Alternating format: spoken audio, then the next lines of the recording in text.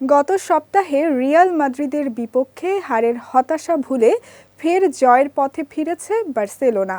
লা লিগায় ঘরের মাঠে এলচেকে ৩-১ গোলে হারিয়ে শীর্ষস্থানের সঙ্গে ব্যবধান কমিয়েছে হান্সি ফ্লিকের শিষ্যরা।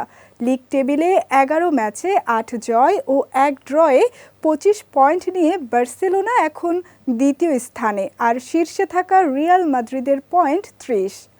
গতকাল রাতে ম্যাচের ৯ম মিনিটে বার্সেলোনার হয়ে প্রথম গোল করেন লামিনে ইয়ামাল। এর মধ্য দিয়ে ২ মাস পর জালের দেখা পান ১৮ বছর বয়সী এ তরুণ। ইয়ামালের গোলটি ছিল লা লিগায় তার ৮০ ম্যাচে ১৭তম। ২১ শতকে ইউরোপের শীর্ষ ৫ লিগে বয়স ১৯ হওয়ার আগে এর চেয়ে বেশি লিগে গোল আছে শুধু কিলিয়ান এমবাপ্পের। ইয়ামালের গোলের ২ মিনিট ব্যবধানে ম্যাচের ১১তম মিনিটে গোল করে বার্সাকে এগিয়ে দেন ফেরান তোরেস। তবে প্রথমার্ধের শেষ দিকে এলচে ব্যবধান কমায়। আলভারো নুনেসের পাস ধরে দূরের পোস্টে কোনাকুনি শটে গোল করেন রাফা মির।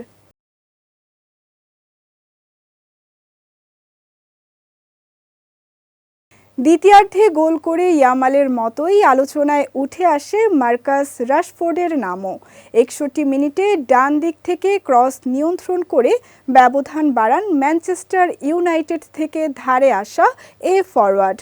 বার্সার জার্সিতে এখন পর্যন্ত ১৪ ম্যাচে ৬ গোল ও ৭টি অ্যাসিস্ট করেছেন তিনি, যা ক্লাবের অন্য যে কোনো খেলোয়াড়ের চেয়ে বেশি।